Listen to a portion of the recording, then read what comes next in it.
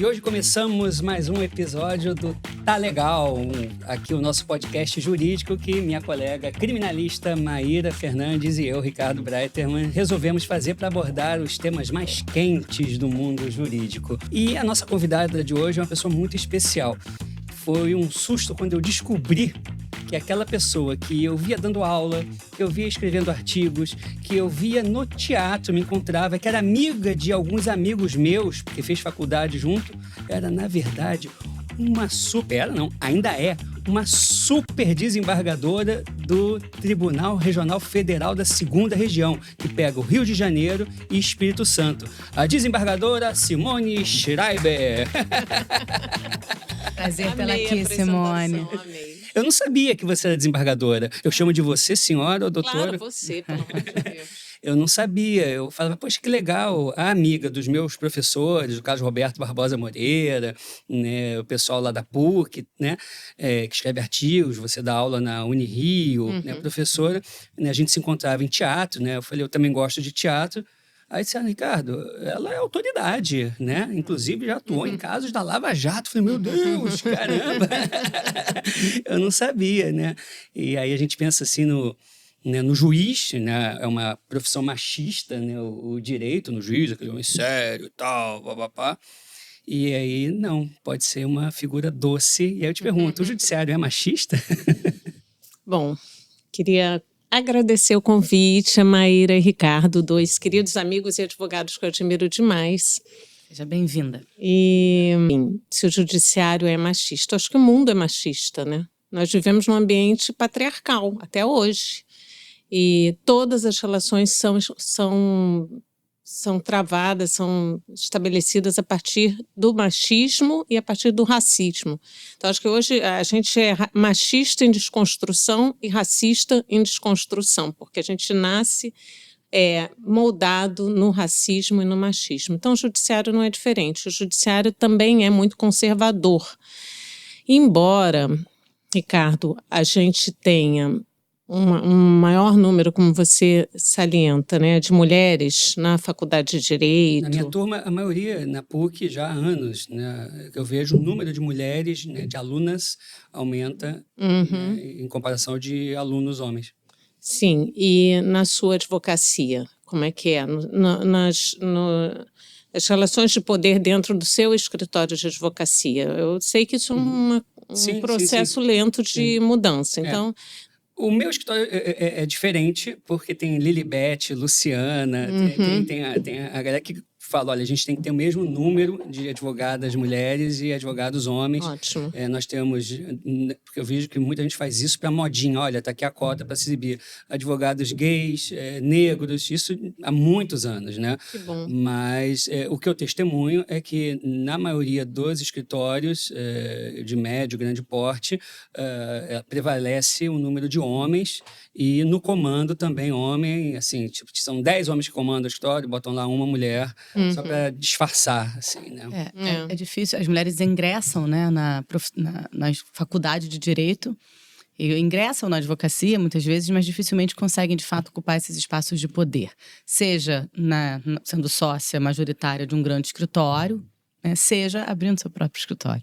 Sim. Então, por uma série de motivos. E na magistratura, eu imagino que isso também aconteça, né, nas dificuldades de progressão da carreira para mulheres e para homens, que nós sabemos que tem as mulheres que entram, né, como juízas, depois se tornam desembargadoras e tem toda a política também institucional de um tribunal, então imagino que não seja muito diferente. Sim, não é. Eu acho que o primeiro ponto, além da questão cultural, o primeiro ponto é a questão do nosso papel de mães, né? A maternidade, que é também um papel que nos é atribuído também culturalmente. Então, já nos é incutido desde cedo, eu acho que isso está mudando nessa geração nova, né? Mulheres, hoje em dia, na faixa de 40, que questionam isso. Eu não quero ser mãe, não tenho interesse em ser mãe, e minha realização não passa necessariamente pela maternidade.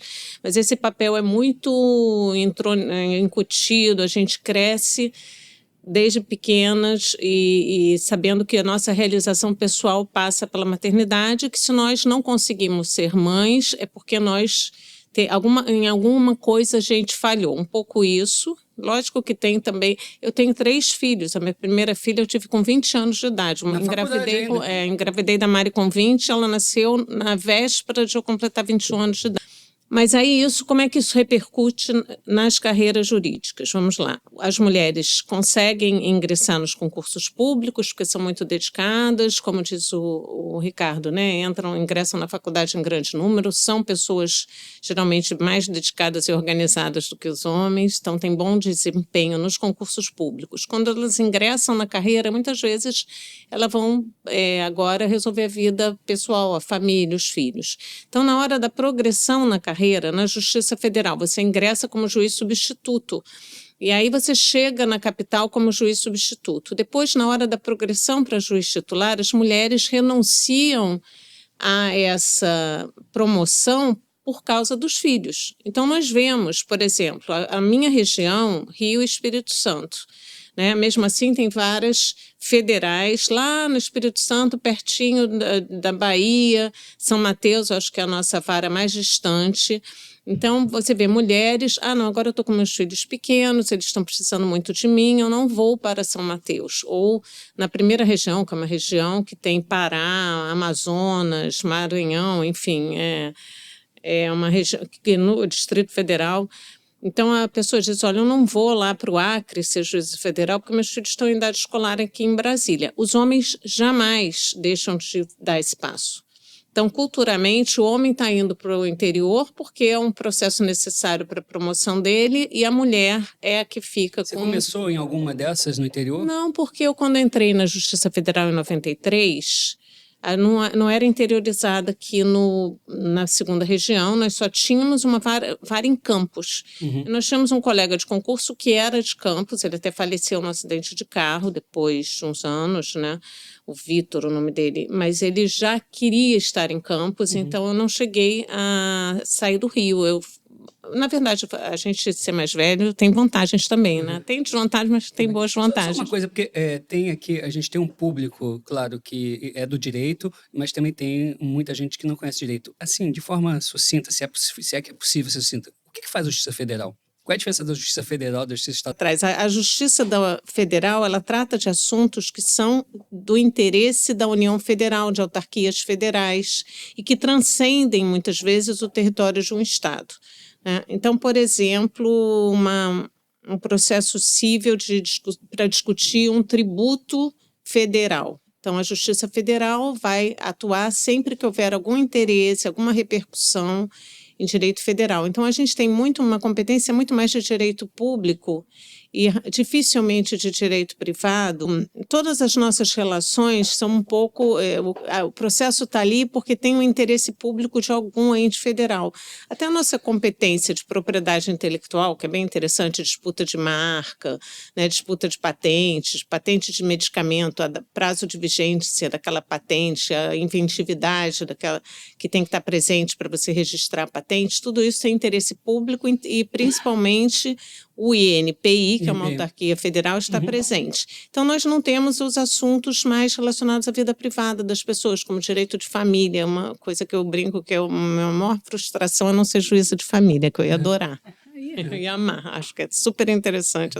Tenho inveja da Andréia Pachá, né? Que agora é desembargadora, mas atua há muito tempo em vara de família. Uma boa pessoa para a gente convidar para vir aqui conversar. Ela é incrível. Os livros dela são maravilhosos. Ela é incrível. Eu me lembro que eu atuei num caso, né, onde um determinado grupo econômico ganhou uma licitação para explorar o porto ali de Mangaratiba.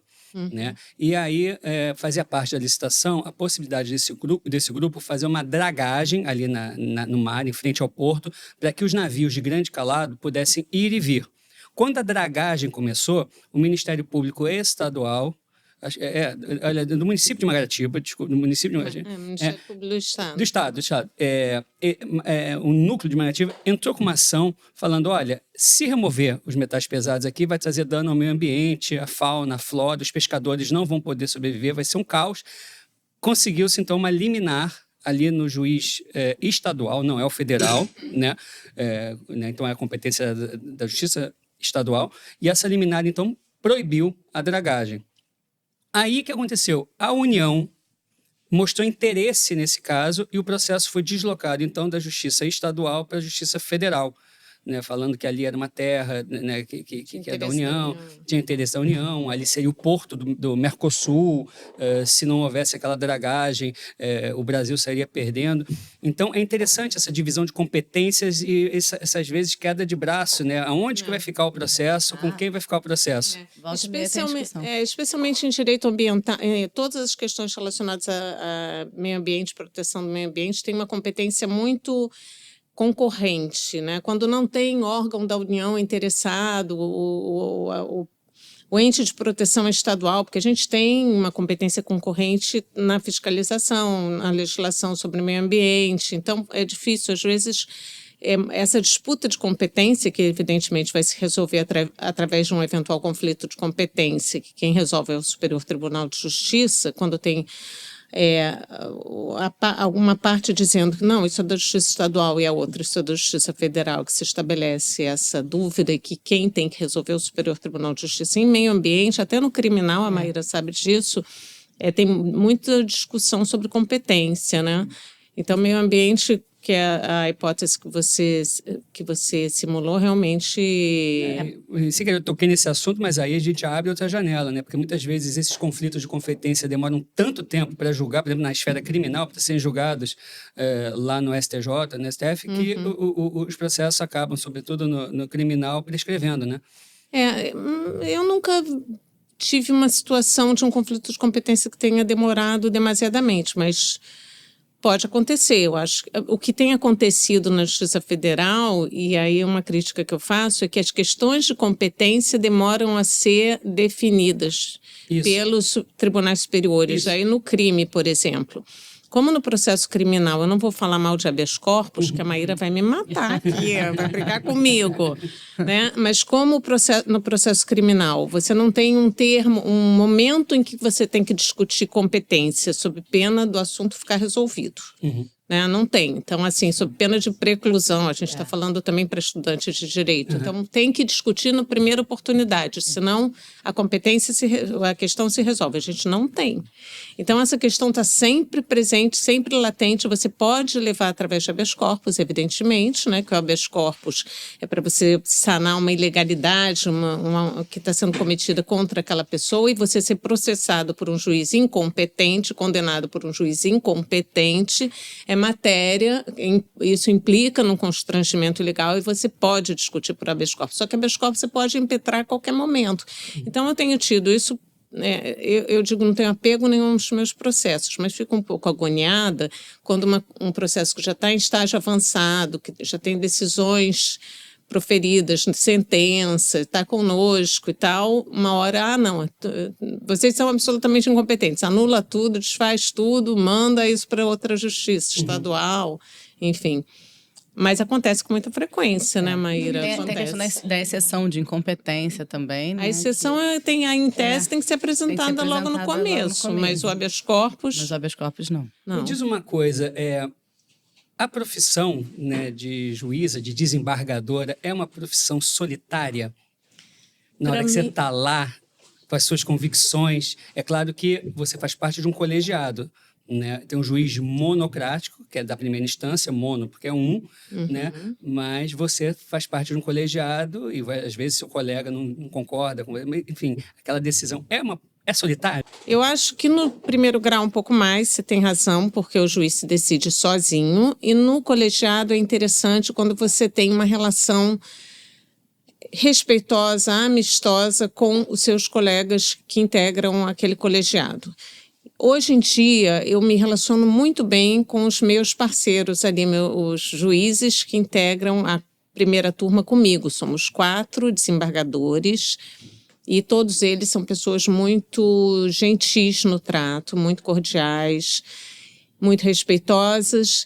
E aí isso permite que seja um ambiente muito agradável de debate, de discussão. Então, nesse sentido, eu acho que o julgamento em colegiado, ele efetivamente permite que você divida suas angústias, suas dúvidas, com os demais juízes que integram aquele colegiado, e isso diminui você seja um vencida pouco, ou né? vencedora na sua... Sim, a gente não tem essa questão, mas eu já tive embates em determinadas composições de turma, porque eu estou no tribunal há 10 anos, há mais de 10 anos, 11 anos, na verdade.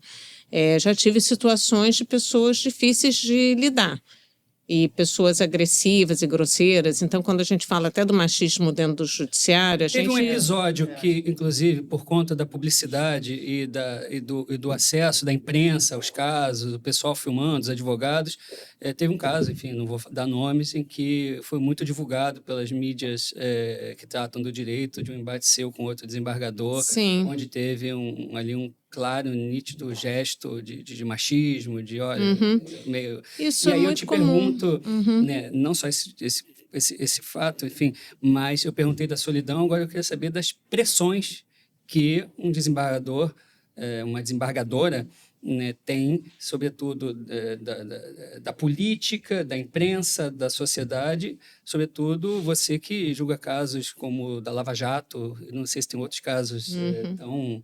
A Simone é uma referência num tema muito importante, tem um livro que é, né, super procurado, não sei se ainda é possível comprar esse livro, Simone, que se chama A Publicidade Opressiva dos Julgamentos Criminais. Né? Seria super importante você falar para a gente sobre esse tema, porque ele permanece absurdamente atual. Né? Um livro, quantos anos tem esse livro?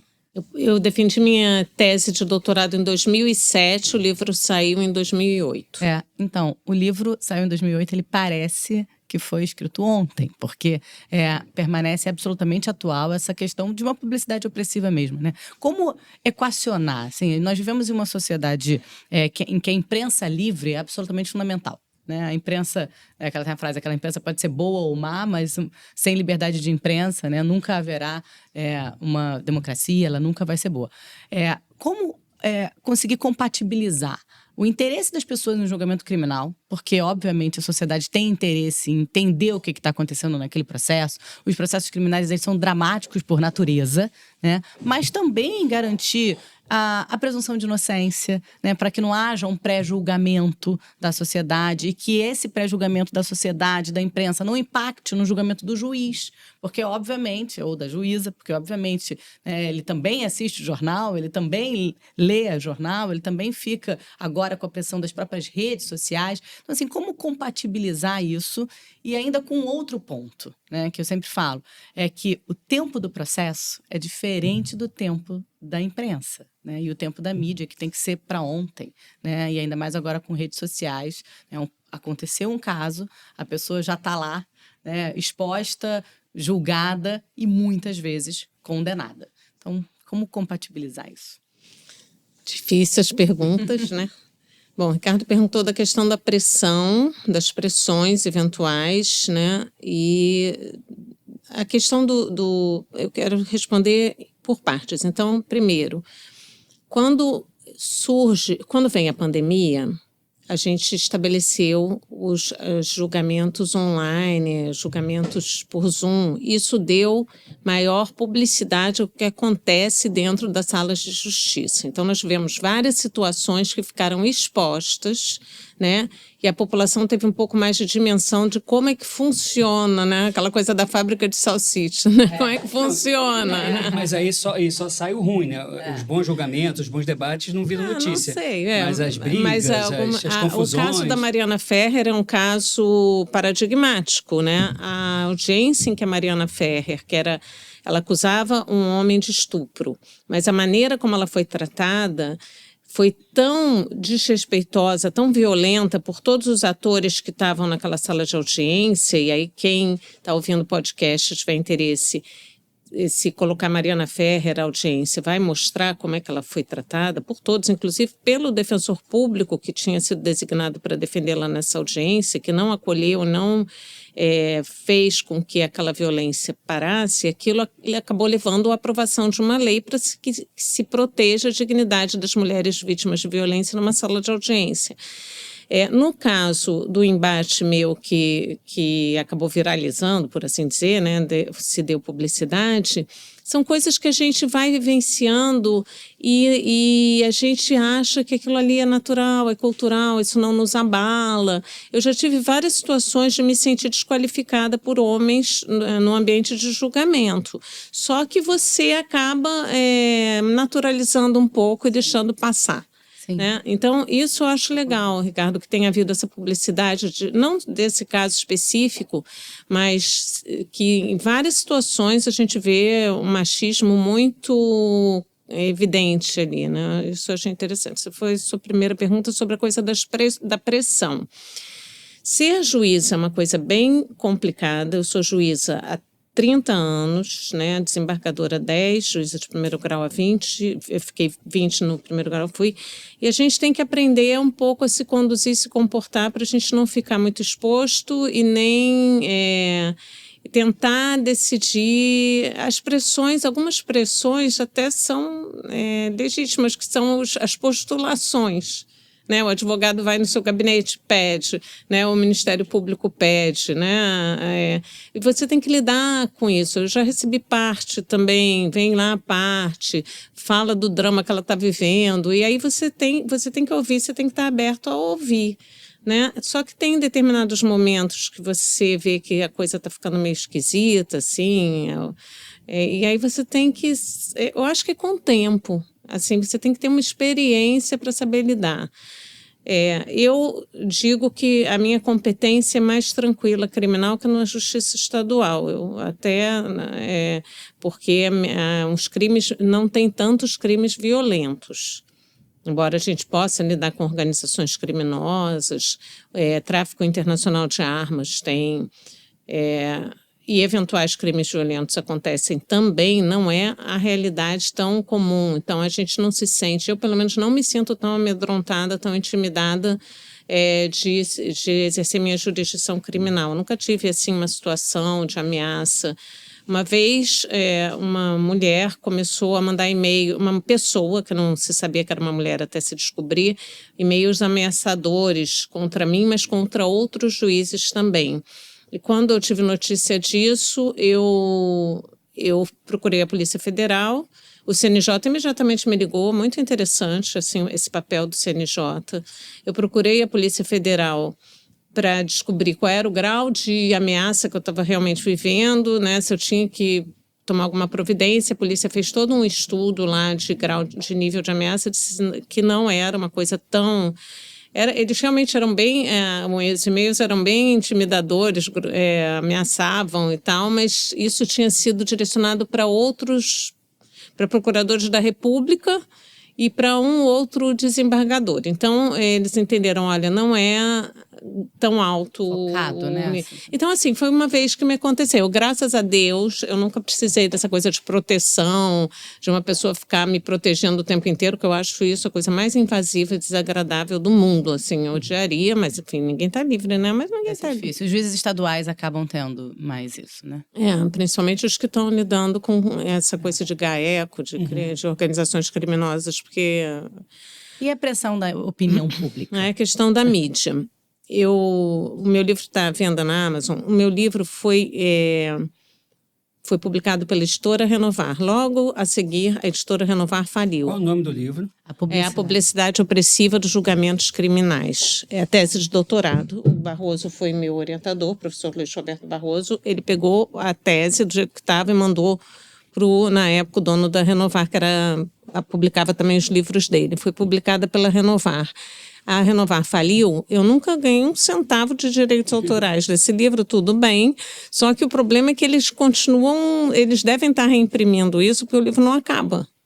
Eu nunca mais fiz contrato com nenhuma editora, eu não fiz uma nova edição, eu nunca mais mexi nesse livro, mas se você abre o site da Amazon, tem lá ele, né? E não é barato não, tá lá, eu não sei quem vende, porque a Renovar não existe mais, mas o livro existe. Tem. Eu tenho há muitos anos, por isso que eu perguntei, não sabia se ainda estava reeditando. Eu não posso, pelo Código de Ética, oferecer meu serviço, mas se você tiver necessidade de um advogado, eu tenho ótimos advogados nessa área de direito civil para te indicar. Eu acho que o que eu tenho que fazer é, eventualmente, atualizar, ou, enfim, fazer uma edição nova com outra editora aí, né?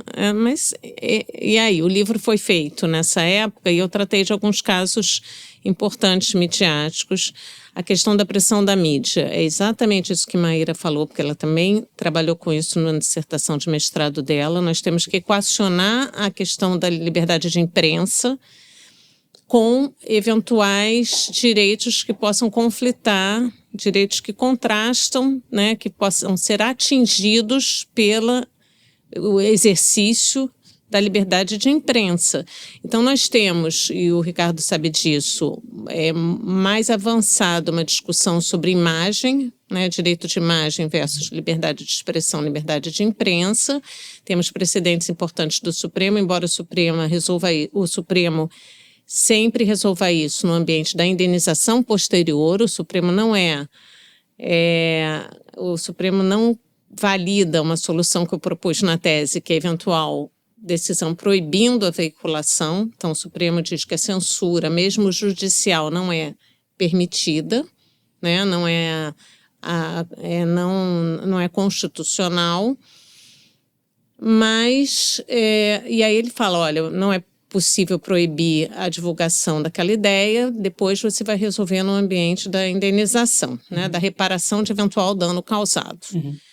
Que eu acho que isso não resolve muitas coisas. Eu acho até que depois que o Supremo decidiu dessa forma, ele mesmo já mudou um pouco, e principalmente para mim o marco é o inquérito das fake news, né, onde começou toda essa questão do Supremo estar sendo atacado, né, as instituições atacadas e a democracia ameaçada. O Supremo começa a mudar um pouco para permitir alguns controles prévios do discurso. Então, acho que esse tema é um tema super interessante. Mas no caso da publicidade opressiva de julgamentos criminais, eu vejo o juiz num papel de preservar aquele réu e garantir a ele um julgamento justo num ambiente de publicidade opressiva. Então, o juiz tem que estar ali preparado e formado para garantir um julgamento o mais possível isento e protegido da publicidade opressiva. Quando você divulga o nome da pessoa dizendo... E aí agora eu vou dar um exemplo até... falei que não falava de caso concreto, mas aconteceu anteontem. O presidente da Leste foi preso, acusado. E aí o que é a repercussão? As pessoas dizem, nossa, ele é um bandido, né? Nossa, esse sujeito está envolvido com o Comando Vermelho. Então, a mensagem que vem, as pessoas já aderem àquilo, né? É lógico que deve ter elementos importantes ali que indiquem alguma coisa, mas ainda não tem um processo judicial contra esse cara. Muito no início, né? Ainda não foi formada a acusação, ele ainda não se defendeu, darará. Então, essas coisas é que a gente, quando trabalha dentro da justiça, que a gente espera lá, olha só, né? Vamos aguardar um pouquinho, mas não tem como, né? Na verdade, as pessoas estão muito interessadas, ainda mais e aí os americanos, eu trabalhei isso na tese, né? Tem um standard que é do Matter of Public Concern. Então, todos os assuntos envolvendo políticos, né, crimes atribuídos a políticos, né, as pessoas públicas, você tem uma redução da proteção da privacidade daquela pessoa, porque ela é um político, ela é um representante do povo, ela está tratando, não é na casa dela, o que ela está fazendo dentro de casa, na vida privada dela. Então, você tem que ter, sim, uma ampliação da publicidade. Como equacionar isso com a presunção de inocência da pessoa em questão, porque ela também é titular da presunção de inocência. Então, é um tema bem Mas você bacana. traz um ponto importante. Você coloca o juiz como garantidor dessa proteção para preservar, na maior medida possível, a privacidade, né, do acusado e a presunção de inocência. O problema é que nem sempre isso acontece, porque nós vimos, num passado muito recente, os próprios juízes divulgando. Né, os próprios juízes dando coletiva de imprensa, os próprios juízes falando sobre o processo, né, os próprios juízes sendo atores, né, da divulgação, o que fere a questão da imparcialidade do magistrado, né, porque o magistrado ele precisa ser imparcial, claro, para poder julgar. Então, né, os tempos estão mudando, nós vimos muito isso na Lava Jato. A Lava Jato, né, completou uma década né, recentemente. Muita gente acha que a Lava Jato acabou, mas a Lava Jato não acabou, né, Simone? Talvez fosse bom você explicar isso. A Lava Jato não acabou, explica, porque as pessoas vão... A Lava Jato, como um fenômeno midiático, acabou. E a Maíra tem toda a razão. Nós tivemos uma situação em que o juiz sai do seu papel de garantidor para utilizar... E aí a Maíra escreve muito bem sobre isso na dissertação de mestrado dela, que se eu não republico meu livro, ela nem publicou a dissertação dela. Então ela está mais... em falta com a gente. Agora, quando você republicar seu livro, tem que ser a publicidade opressiva da imprensa e das redes sociais. Por isso que eu não publico. Eu vou ter que trabalhar.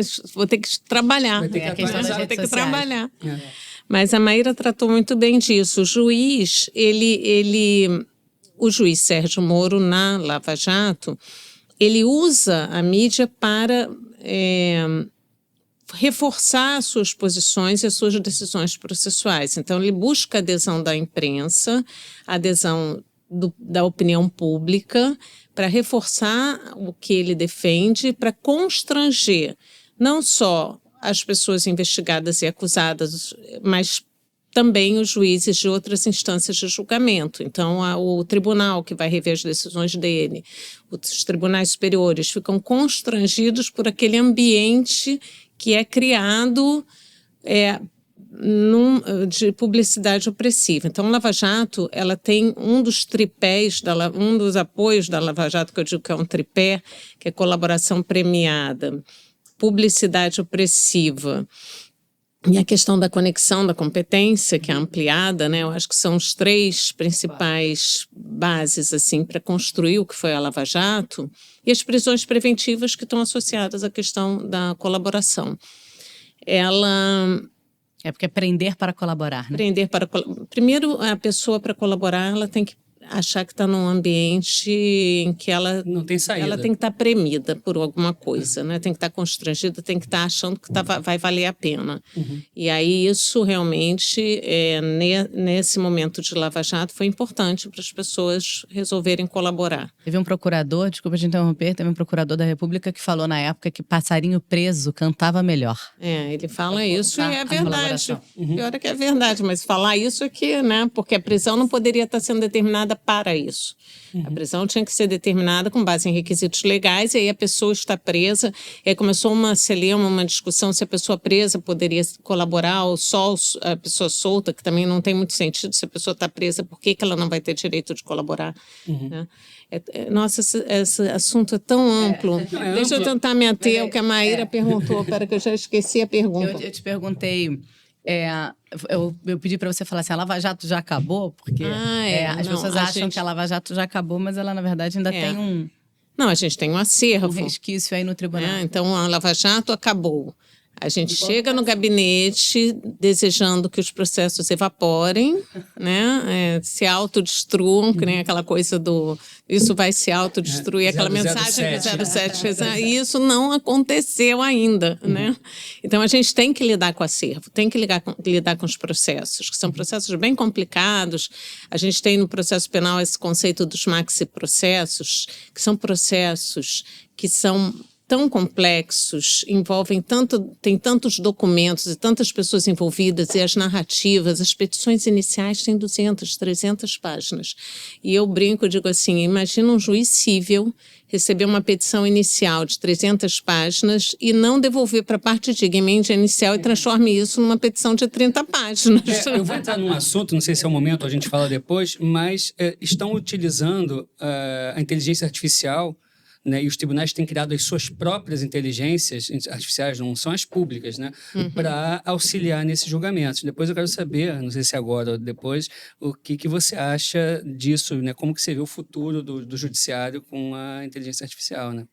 O ministro Barroso, é um entusiasta, né, do uso dessas tecnologias para a gente conseguir dar conta da nossa demanda Eu sou mais antiga, tenho um pouco de medo e preconceito. Acho que tem uma questão que uma vez eu conversando com o desembargador Aloysio Mendes no meu tribunal, ele disse: Simone, o problema da inteligência artificial é que ela é produzida a partir de coisas que já existem, né? Então, ela é alimentada por informações que já existem. Então, isso talvez acabe gerando uma impossibilidade de, não me lembro o termo que ele usou, a jurisprudência não avançaria, porque toda jurisprudência é criada a partir de outros casos que já existem. Eu não sei bem o que ele disse, o risco de você não avançar.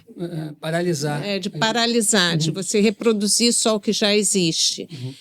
E eu tenho preconceito, eu não gosto de chat GPT, eu fico dizendo para meus alunos, não usem esse negócio, e eles dizem, não, professora, mas não tem como, isso é uma realidade e tal. Eu acho que isso é um convite a você não desenvolver mais o seu raciocínio, e a mesma coisa o judiciário, eu tenho um pouco de preconceito, mas ele é inexorável. A última inspeção que o Conselho Nacional de Justiça, o Conselho da Justiça Federal fez no meu gabinete, uma das coisas que saiu no relatório final está usando pouco a inteligência artificial. Né? Tem que usar mais a inteligência artificial. Incrível essa então, e aí a gente tem que utilizar a nosso favor. Você tem razão, tenho lá esqueci o nome disso, de inteligência artificial que o próprio CNJ criou, não sei como é que é o nome técnico, que a gente está sendo convidado a usar mais.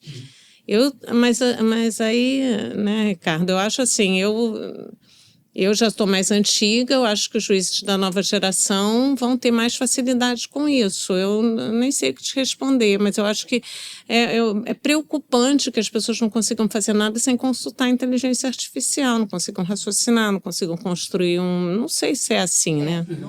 Eu acho que eu sou um pouco preconceituosa.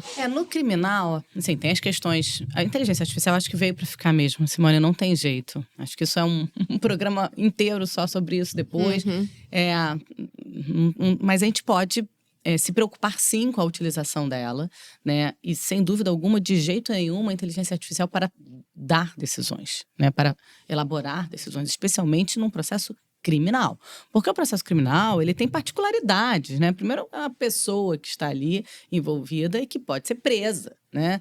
Num sistema penitenciário que a gente conhece, que tem um estado de coisa inconstitucional. Então, tem uma gravidade ímpar. E cada caso tem detalhes, tem singularidades que dificilmente a inteligência artificial vai conseguir captar. Né?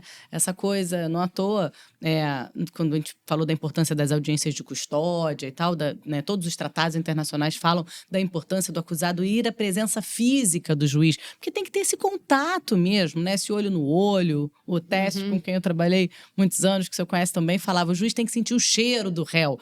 Então, tem que ter, o juiz criminal tem que ter essa sensibilidade que você tem, né? E falou aqui agora da sua preocupação caso a caso, né? De modo artesanal de cuidar dos processos, porque é um processo criminal. E eu tenho muita preocupação, né, no uso da inteligência preditiva, né? Que é uma realidade em muitos países e que, se a gente resolver importar, como já estamos importando, em alguma medida, mas se a gente resolver importar uma inteligência preditiva, é um perigo. O que é isso? Né? É você usar determinados programas de inteligência para prever a possibilidade da pessoa cometer um novo crime, qual o índice de possibilidade de reincidência daquela pessoa. Isso é um perigo enorme. Por quê? Porque todas as pesquisas que analisaram esse tipo de utilização dos Estados Unidos, por exemplo, já mostraram que todas elas não só erram, muitas vezes, né, como trazem vieses de uma sociedade racista, né, justamente porque utiliza, como você mesma disse, ela usa os casos já existentes e reproduz, portanto, um sistema penitenciário encarcerador racista. Sim, né, e social, e com uma questão social também. Então, por exemplo, o COMPAS, que é um dos programas utilizados nos Estados Unidos, ele usa como parâmetro um questionário social, assim, quantas televisões a pessoa tem em casa, quantas geladeiras, se ela fez um financiamento, se ela não fez, se ela já teve alguma vez endividada, se ela já teve o nome em algum programa de, né, tipo, endividamento, se alguém da família dela já foi presa, enfim, uma série de parâmetros que tem um preconceito aí envolvido muito grande, né, para pré-julgar se ela tem um índice de reincidência maior ou menor. E a questão racial sempre, né? Porque são sistemas, né, que colocam ali, reproduzem o sistema. Então, se o sistema entende, e concluindo, um sistema de justiça que entende que aqueles X presos, né, são os processos criminais de X presos, né, esse é o perfil encarcerável, ele sempre vai reproduzir que este é o perfil encarcerável, né? E isso vai estar ali numa previsão e provavelmente, se for a ideia de uma condenação, provavelmente uma sentença que vá utilizar os modelos de sentença, por exemplo, de tráfico de drogas, e a gente conversou no podcast passado, né, com uma pessoa presa injustamente, um homem negro. Excepcional. Um homem negro preso por tráfico injustamente, porque não era traficante, o modelo vai usar esse modelo de sentença como sendo um modelo ok. Entendeu? Que reproduz uma injustiça muito grande, um erro judicial. Então, eu tenho, sim, muito medo, mas a gente vai ter que utilizar essa inteligência também em alguma medida a nosso favor. Então, é uma conversa longa e importante. Com alguém especializado, que não sou eu. Mas eu vou assistir, vou aprender. Não. Mas é isso mesmo, Maíra. Mas eu, quando sou questionado pelos clientes, pelos alunos, por que o processo judicial é tão demorado, né, eu costumo ir lá na minha tese de mestrado, que também foi na PUC, o seu mestrado foi na PUC, né? E é o mesmo, né, direito constitucional. Foi. Né? E aí eu escrevi sobre a retórica na Grécia Antiga e o direito moderno, onde eu peguei as decisões, né, as decisões judiciais, onde são levados em conta princípios, valores, analogia, né, e não somente a lei, né? Mas o que é mais importante nessa tese, né, que eu abordei, é a importância do artigo 93, inciso 9 da Constituição, que determina que toda decisão deve ser fundamentada. E por que isso é muito importante? Primeiro, porque é proibido uma decisão. Condeno por causa do artigo 33.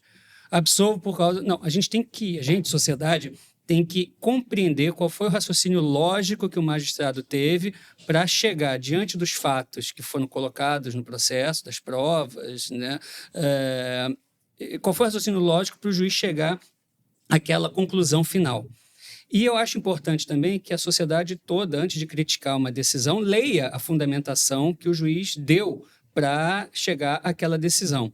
Mas o que eu acho importante destacar é que esse trabalho é um trabalho artesanal.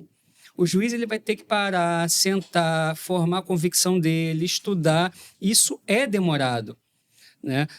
Se isso passar a ser feito por um chat GPT, pela inteligência artificial, essa fundamentação, né, passar a ser feita dessa maneira, a gente tira o caráter humano e coloca o caráter máquina.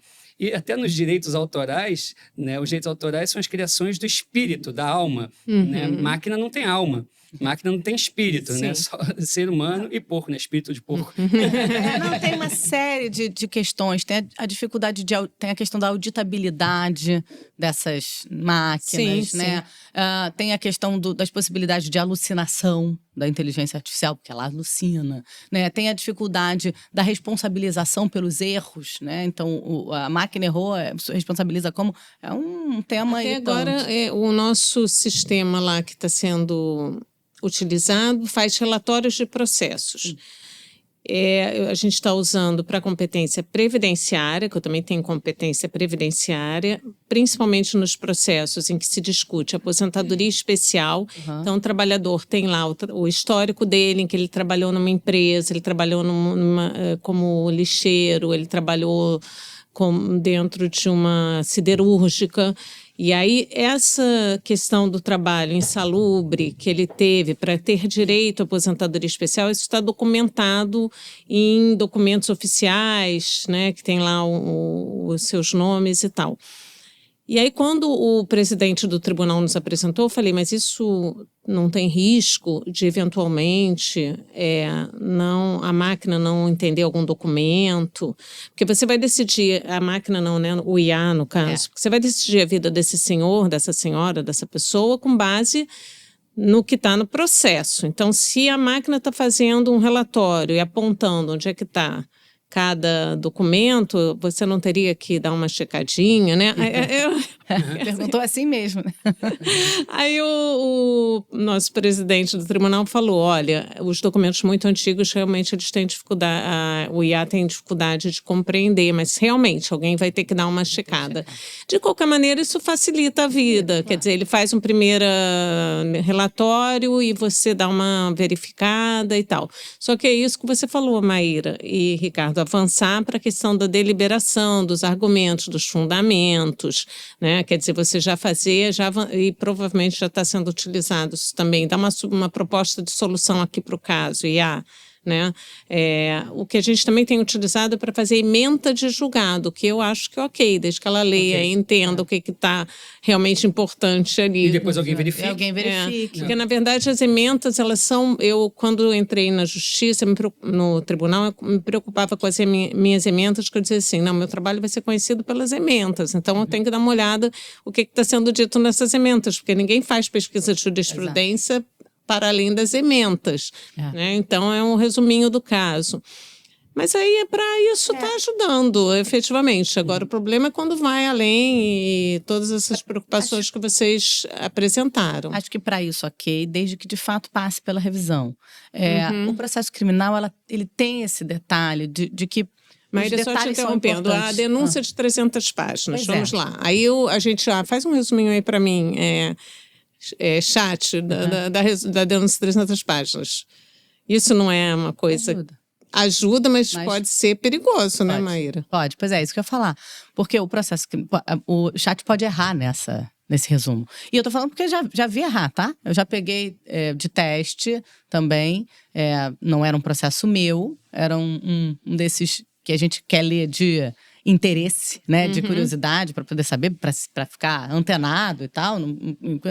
Mas o processo não é meu, então realmente em tese não preciso ler 300 páginas. E coloquei no chat e pedi para fazer um resumo, o resumo errou. E aí eu pedi, mas me aponta onde é que está. E aí, quando eu perguntei aonde está essa questão, né, ele falou, desculpa, errei. Não está, porque eu sabia do que eu tinha ouvido, que não podia ser aquilo, entendeu? Eu falei, tá errado? E eu perguntei, me aponte onde está, no caso era uma decisão, era uma decisão, uma sentença. Falei, me aponte onde está na sentença esta informação. O que acontece? Existem programas que pegam o que está só naquele documento com muita segurança, né? Assim, você diz, resuma este documento. E, de fato, ele só resume dentro do documento. Mas existem programas que, mesmo quando você pede para resumir naquele documento, ele alucina e pega de coisas aleatórias de internet e pode reproduzir o que foi que aconteceu nesse meu. Porque eu tinha pedido para ler uma sentença de um processo criminal que tinha sido divulgado na mídia. Eu fiquei curiosa. E aí, quando eu pedi para apontar, eu falei, estranho. Quando eu pedi para apontar, ela errou. Ela me disse, desculpa, errei. Então, imagina se isso é o processo de fato, né? E eu venho, né, de uma advocacia muito dessa raiz artesanal e tal. Eu lembro que num dos primeiros dias de escritório, eu cheguei, a Tess pediu para tirar cópia de um processo. E eu fui lá e tirei das principais peças. Não tirei os versos. Aí ele falou, folheando, ele falou, o que tinha aqui? Aí eu falei, nada, doutor Tess, era só um carimbo. Um carimbo. Aí ele virou e falou assim, o carimbo de remessa ao Ministério Público? Eu falei, Mas tem a Aí data, ele falou, pois é. Falou, e se eu quiser usar o mesmo prazo que o Ministério Público utilizou de alegações finais? Porque, né, direito, paridade de armas. Eu não vou saber que disso chegou no Ministério Público. Pode voltar lá e tirar capa a capa, né? Antigamente os processos eram impressos. Capa a capa. Aí ele falou, tudo que o Ministério Público sabe, a defesa tem que saber. Eu nunca esqueci essa frase. Eu repito para os alunos. Tudo que o Ministério Público sabe, a defesa tem que saber. Tudo que o Ministério Público tem, a defesa tem que ter. E aí, hoje em dia, com os processos eletrônicos, é muito comum, por exemplo, o processo vir, mas não vem todos os anexos. Quando vem essa questão de competência, já aconteceu em processo meu, quando migra, né, da estadual para federal ou vice-versa, algumas páginas não abrem, né, alguns documentos não funcionam, e aí a defesa tem que estar atenta a isso, porque se tudo que o Ministério Público tem, a defesa tem que ter, a justiça vai ter que dar um jeito de fazer aquele arquivo abrir, entendeu? E funcionar. E a defesa pode estar em um detalhe. Ela pode estar em uma nota de rodapé, ela pode estar numa menção que ela pode passar despercebida. Então, eu tenho um pouquinho de preocupação, porque isso pode ser importante para a defesa, mas pode ser importante numa decisão judicial. Claro. Por isso que não é tão simples. Desembargadora Simone Schreiber. Te chamei de desembargadora de propósito porque é uma pergunta que pode ser engraçada, mas que é fundamental. O que a senhora, eu estou chamando de senhora, de desembargadora, teria, e sem medo de me magoar enquanto advogado, a dizer para os advogados, assim, para ter um melhor relacionamento com não só o Supremo, desculpa, o TRF, mas também com o Tribunal Estadual. Tem alguma dica que a senhora dê para o advogado? Menos salamaleques nas petições de 300 páginas para diminuir? Algum toque, né, para o advogado iniciante ou para o advogado já experiente? Algo que seria importante de ter esse diálogo entre a classe dos magistrados e dos advogados. Com certeza. Eu começaria pela questão da reputação que você constrói ao longo da vida, né? Os advogados, a gente lá no tribunal tem alguns advogados que a gente diz, olha, ele disse que tem isso no processo, mas esse advogado não é de confiança. Tem que checar, né? Então, alguns advogados, eles eventualmente naquele caso ele vai ganhar falando aquilo ali e tal, se comportando daquela maneira, mas isso pode acabar gerando uma desconfiança em relação a ele. Então nós temos advogados, porque, repito, eu tenho 3 competências: previdenciário, criminal, propriedade intelectual, e são advogados diferentes, né? E aí eu sei exatamente, ao longo da minha trajetória como juíza de 30 anos, quais são os advogados que são éticos, que você pode confiar. A confiabilidade é um pouco aquela coisa do que tem no processo civil hoje, né? A cooperação, cooperação de todos, né? A lealdade processual. Então, isso para mim é o mais importante. Você trilhar esse caminho. Às vezes, eu falo isso para os meus alunos, às vezes tem um atalho ali, você atravessou o outro, conseguiu um dinheiro nessa causa, mas isso acaba ficando, né? O nosso ambiente é muito pequeno, todo mundo se conhece, né? Todo mundo se relaciona, e às vezes você tem, não, mas esse cara, nesse processo, ele fez isso, e aí você já fica com o pé atrás. Fica com o pé atrás. Essas coisas são ditas, são comentadas dentro da justiça, e é coisa dos juízes também, né? Os juízes também têm que trilhar um caminho de retidão, ética. Exatamente. Retidão, ética, boa educação. Né? Sim. Boa educação. Agora, a questão de como se dirigir ao juiz. Então, essa questão da objetividade realmente é importante. E você estava falando sobre as pessoas conhecerem as razões das decisões do juiz. Eu acho que o judiciário se legitima por essa publicidade também, as pessoas compreenderem, né? Por que essa pessoa está sendo presa, ou por que essa decisão está sendo dada de alguma maneira. E aí ele tem o arrazoado, você tem que tentar. Eu já falei do Barroso aqui umas 3 vezes hoje, uma pessoa que eu admiro muito, foi meu orientador de doutorado. Ele estabeleceu esses protocolos de linguagem simples, que é uma coisa que ele realmente tinha interesse como presidente lá do CNJ e do Supremo. E é interessante, quer dizer, esses salamaleques que você fala, as expressões em latim, eu também falo ela para os meus alunos, porque tem algumas que são impossíveis de você substituir por qualquer coisa. Me lembra muito Barbosa Moreira, que foi meu professor, né? Então, tem algumas expressões que são importantes que a gente vai replicando sempre. como indúbio pro réu, no nosso caso. Ex nunc, ex tunc, ou o reformatio impejus, né? Eu explico para os meus alunos. Argumentando os alunos tanto. vêm pedir revisão da nota da prova, eu falo, só que aqui pode vigorar o reformatio impejus. Vê lá o que você está pedindo, que a sua nota pode diminuir.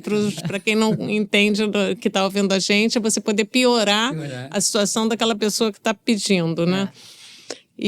Mas a linguagem simples e a objetividade é importante, Ricardo. Então, assim, os advogados fazem petições, às vezes as petições são muito longas, aí no final ele entrega um memorial que resume tudo em 3 páginas, né? E às vezes realmente um processo... A gente tem sessão de 40 processos em pauta. Os da minha relatoria eu conheço. Agora, da relatoria dos outros juízes, eu realmente recorro muito a esses memoriais, ao despacho.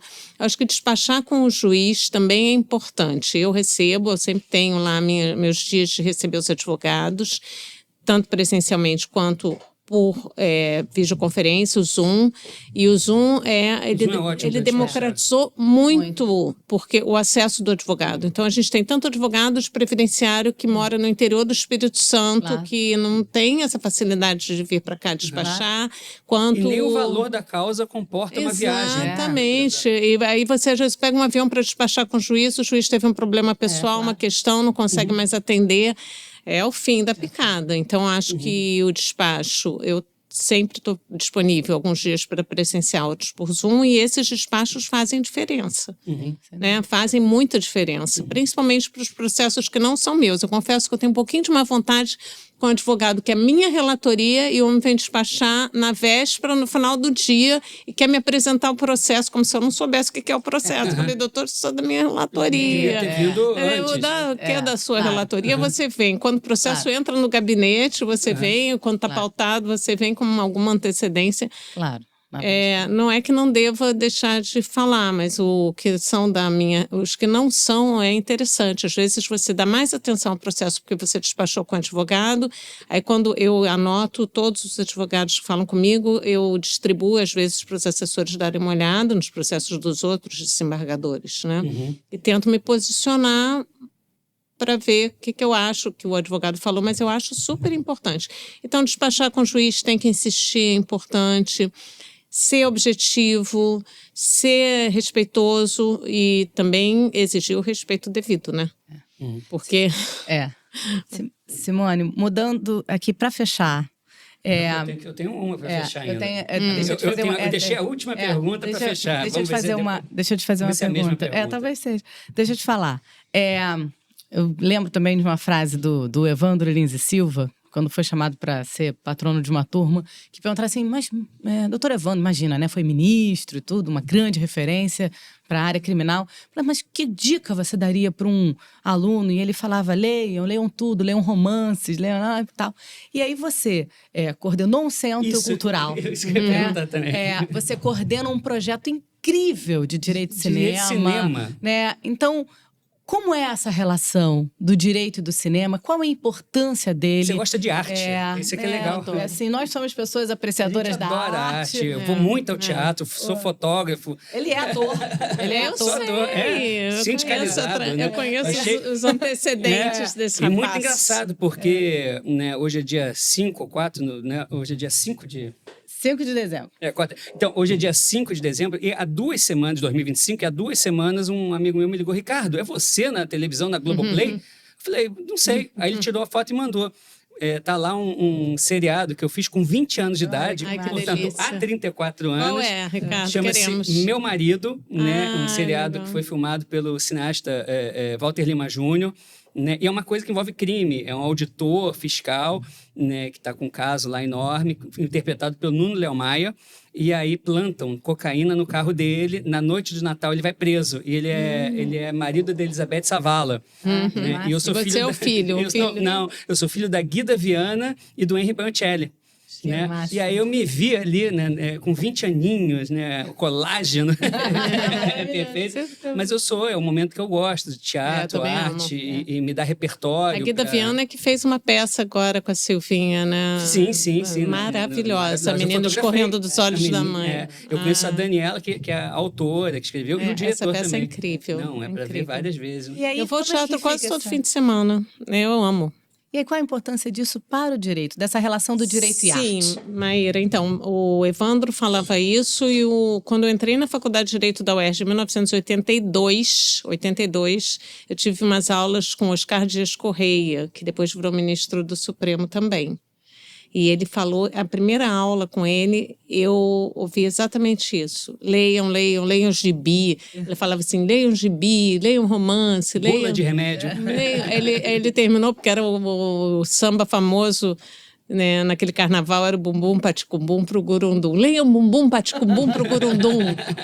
Eu nunca me esqueci. É engraçado, né? Você também tem lembranças do que o Técio te falou lá no início. E é fundamental, né? Porque você não pode. O direito é muito chato, o direito é muito pobre. Eu acho que tem que começar lendo agora o Castro Neves, que ele é uma referência também. Você trabalhei com eles, ampliar as suas leituras, né? Em vez de você tratar só de direito, até porque hoje, em tempos de simplificação, super simplificação, você só lê manual, que também não vai te dar instrumentos suficientes para você se tornar efetivamente um bom advogado. Então, a leitura de romances, que eu amo romance, a leitura e a arte, né? Então, agora também queria falar do Centro Cultural Justiça Federal. Quando eu estive lá, eu fiz várias coisas muito interessantes. Os diretores do Centro Cultural se revezam, né? Eu fiquei 4 anos, porque eu chorei para ficar 4 anos por causa da pandemia. Tá, na verdade, são só 2 anos o mandato. E aí, como os meus 2 anos tinham sido prejudicados pela pandemia, eu fiz um apelo lá no tribunal, falei, não foi justo isso, eu fiquei na pandemia, aí me deixaram mais 2 anos. E aí eu fiz um convênio com a SEAP, a gente fez muitas atividades com mulheres privadas de liberdade, fizemos um trabalho que ontem teve uma atividade dele, mas parece que vai se encerrar agora, com as pessoas em situação de rua que moram ali, que estão ali nas imediações. Então, a gente fez um trabalho muito conectado. O Centro Cultural fica na Cinelândia, né, ali na Cinelândia, onde fica o museu. Que a gente chama de quadrilátero cultural. Quadrilátero cultural, exatamente, porque tem a Biblioteca Nacional, tem o Municipal. Tem a Municipal, né? E a entrada para as exposições é franca, né? Assim, Não, e é onde, né, esse Centro Cultural é onde funcionou o Supremo Tribunal Federal. Exatamente, né, a gente quando tem o Rio de Janeiro a era sala de capital. sessões, a sala histórica de sessões. E eu muito me orgulho, porque na sua gestão eu auxiliei no Festival do Monólogo. Foi maravilhoso, Ricardo. Foi a gente retomada. fez peças incríveis, só solo, que virou mostra solo. Isso. E foi o Ricardo que fez a curadoria ali. Foi muito bacana. Eu pedi a pessoal, ele, né? que eu sei que ele é ligado com Descoberta das Américas, Ai, a gente fez maravilhoso. Ana Arendt, a gente fez com Eduardo Votes, com Júlio Adrião, Bruce Exatamente. Gomlewski, vários atores com teatro monólogo. é muito bom. Foram Foi lá. incrível. E ele tem replicado essa mostra solo. Mas agora a presidência está com o desembargador Teófilo. Está com o Theo, coordenação, o desembargador Teófilo Miguel. Ele dá aula na PUC lá. Ele está lá fazendo as atividades que ele está curtindo. Porque eu acho que é um respiro. Você só trabalha com justiça, e uma hora você pode ser diretora do Centro Cultural. Para mim, isso é um privilégio. E cura o burnout, cura o estresse e dá uma revigorada, né? Agora, só para fechar o negócio do direito de cinema, que é um projeto de extensão da Unirio, né? A gente está falando aqui há um tempão, falou pouco da Unirio. Eu acabei, essa semana, Maíra, na quarta-feira, eu fui no Talavera Bruce e combinei com a diretora do Talavera, que é maravilhosa, Ana Paula Leone. Só para explicar, Talavera Bruce é um presídio feminino, né? Lá que fica no complexo lá de Bangu. E tem 400 mulheres presas no Talavera e a gente combinou de levar o projeto de cinema para o Talavera. Ai, que incrível. Então, a gente vai fazer, eu já pedi autorização lá nos órgãos competentes dentro da Secretaria de Administração Penitenciária, já está tudo acertado. E nós vamos levar como projeto de extensão da Unirio. Dia 12 de janeiro vai ser nosso primeiro evento. Vamos levar o filme, que a gente está aqui combinando, mas ainda está pedindo as licenças necessárias aí, Ricardo. Aí é a tua área, né? O distribuidor, etc. Eu ajudo no que for possível. E vamos levar para passar para elas. E a Ana Paula, a diretora, está tão animada que ela está produzindo uma sala de audiovisual. Eu cheguei lá, as presas estavam pintando. E... caberia um mini doc, hein? Aí, rapaziada, isso aqui é muito bacana. Vamos fazer um mini doc. Mas a gente está começando. Agora vai ser a nossa primeira sessão, mas a gente está pensando em fazer um negócio ali inclusive porque são 400 presas. Aí cada sessão, no máximo, vai dar para atender 20, 25 presas. Então a gente tem que ir revezando. Conte comigo também, vai ser um prazer. Isso vai ser bem legal. Isso vai ser. O Crime Cinema, que é o meu projeto, vai mudar de nome para essa parte, que eu acho que não tem muito sentido. A gente está pensando num nome ainda. Para o cinema dentro do Talavera. Que eu estou pensando até em Cine Talavera, mas ainda estamos. Nossa, maravilhoso. Pensando. Eu estou bem animada. E eu estou muito animado, muito feliz aqui com a sua presença, né? Esse aqui é um projeto que Maíra e a gente faz para também relaxar, conversar com as pessoas. Mas eu, assim, para encerrar, eu segurei essa pergunta porque eu acho que ela mexe com vaidade, mexe com também objetivo de vida, mexe com poder, mas eu não posso deixar de tocar nesse assunto com você. Estamos... me deixa nervosa. Fique nervosa, porque também me deixa, porque eu estou na torcida e me deixa muito nervoso. Estamos agora, nesse exato momento, no meio de uma nomeação de um novo ministro para o Supremo Tribunal Federal. Nós temos poucas mulheres, não temos mulheres no Supremo Tribunal Federal. E o seu nome, desembargadora, é cotado para ser ministra do Supremo Tribunal Federal ou do Superior Tribunal de Justiça, o que eu adoraria, né? Eu ficaria super, caramba, né? Olha que legal, né? Uma ministra que conversa com as pessoas, que vai aos podcasts, que tem uma história, que tem livro publicado, que fala de arte, que é sensível. Se vier o convite, você vai lá? Deixa ele vir, né? Deixa o convite vir. Porque seu nome sai no jornal, sai no Globo. Na verdade, assim, você sabe. Eu não estou inventando. Não, os convites, o seu nome sai. Não, o nome da Simone circulou bastante na vaga anterior. Olha o corte aí, galera. Com matérias. O nome da Simone circulou bastante. Né, Se você se sentir constrangida, porque tem que esperar. Eu não estou constrangida, porque hoje em dia o Supremo é estratégico. E eu acho que ele muda um pouco de perfil. Não são juristas, né? Pessoas que têm experiência, não só juízes de carreira, evidentemente, mas juristas, grandes juristas, né? São pessoas... o que está acontecendo, eu acho, e aí eu conversei muito com a Ademar Borges sobre isso, que é espetacular, né? Hoje o governo governa com o Supremo, porque ele tem dificuldade de governar com o Congresso. A gente está num ambiente político... E o Lula, por exemplo, o presidente Lula, ele conta muito com o Supremo para governar. Então, não é à toa que ele busca pessoas que ele tenha confiança, que ele diz, né? Uma confiança pessoal. Ele não quer errar nas indicações, porque eu acho que é uma questão de governabilidade. O problema é que ele só tenha no seu estrito círculo de confiança homens brancos. O problema vem daí, né? Que isso não é à toa, né? Então, quando você fala da diversidade necessária no Supremo Tribunal Federal, é uma pessoa negra, uma mulher negra, um homem negro, uma mulher, outras mulheres, né? Isso, nesse momento, eu acho que está esbarrando um pouco nessa questão conjuntural. E eu acho que o Supremo devia ser mais diverso, devia ser plural, devia representar, ser mais a cara do Brasil.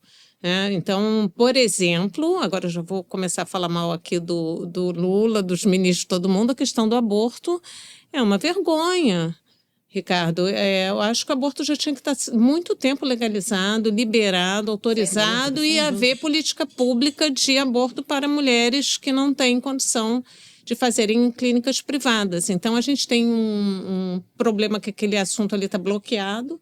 A gente sabe que o Barroso, né, já que virou aqui o nosso muso desse podcast, vou até mandar para ele ver se assiste. Hein? Não, ele deu um voto maravilhoso sobre aborto. Sim. Quando ele saiu, a gente ficou, vota, botei lá no Instagram, vota, ministro, não deixa de votar.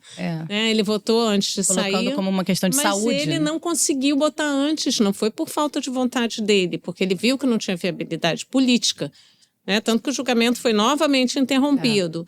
Né? E aí a gente tem isso numa pauta que, enfim, eu estou falando isso porque, assim, não é à toa que são ministros homens, não é à toa, né, que é a branquitude ali. Então, isso tem que realmente ter um movimento de mudança. Mas eu compreendo, conjunturalmente, eu não sei se isso vai virar uma tendência nas escolhas do Lula. A gente volta para o início do podcast, que é a importância das mulheres ocuparem espaços de poder. Isso tem importância até no combate ao feminicídio. Nós acabamos de ver no Rio de Janeiro um homem que matou, né, 2 mulheres porque não queria ser chefiado por mulher. Então, a sociedade precisa ver as mulheres... O outro que arrasta por 1 quilômetro. Isso é loucura. Então, a sociedade precisa ver e naturalizar as mulheres em posição de poder. Assim como também precisa ver e naturalizar pessoas negras, homens e mulheres em posição de poder. Né? É isso que vai fazer a gente mudar socialmente, né? Porque o machismo ele permeia tudo mesmo, né? Mas a gente tem que ter uma mudança cultural. Bom, infelizmente, isso, então. A gente precisa caminhar para o final. Uma pena. Muito obrigado. Muito obrigada, Simone. Obrigado, muito gentil.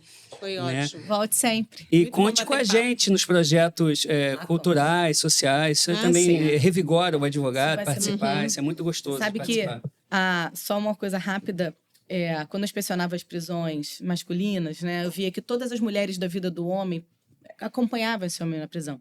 As mulheres não. Quando as mulheres são presas, a família se desfaz, elas ficam muito sozinhas. Né? Eu chamava de cemitério de mulheres vivas. Então, levar esse momento de prazer, de lazer, de cinema, vai ser um super projeto, Simone. Parabéns. Eu tenho muito orgulho do que você faz. Parabéns. Parabéns. E assim a gente termina mais um episódio do nosso podcast. Tá legal? E a questão que foi debatida. O judiciário, o direito, ele é machista ou feminista, ou está caminhando para um lado mais... Enfim, como é que tá? Tá legal?